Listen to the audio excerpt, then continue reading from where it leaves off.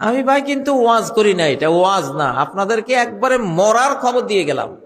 আমি এটা হবে, এটা বাস্তব।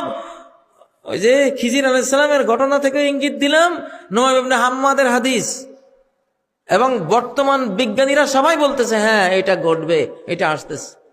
বিশ্ব পরিস্থিতি সেদিকে যাচ্ছে।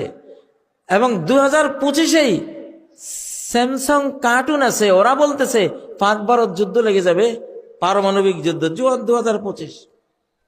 এবং কোরআন হাদিস ঘেটে দেখা যাচ্ছে ওই দিকেই ঘটনা যাচ্ছে। বাংলাদেশও এর থেকে মুক্ত না, বাংলাদেশও এর থেকে মুক্ত না। ভারত কাশ্মীর হারিয়ে ফেলবে, কারণ পাকিস্তান, আফগানিস্তান সহ গোটা মুসলিম শক্তি কাশ্মীর কেড়ে নেবে ওর থেকে। তখন সে বাংলাদেশের উপরে ঝাঁপাই পড়বে নিরুপায় হয়ে, তারও বাঁচার উপায় নেই।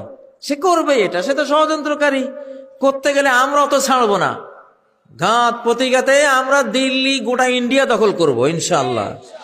আমরা দখল হবে, এটা হাদিসে আছে। তো এর মধ্যে চলে যাবে কয়েক কোটি মানুষ, এই জন্য রেডি থাকেন। পচা আলু হয়ে আল্লাহর কাছে যান না, ভালো আলুরাও যাবে, তারা শহীদ হবে। কি হবে? ভালো গুলি গেলে সেটা কি শহীদ। আল্লাহ তাদেরকে বাছাই করে নিয়ে যান, অসুবিধা নাই। আমরা তো নিজেকে বিক্রি করে দিয়েছি আল্লাহর কাছে।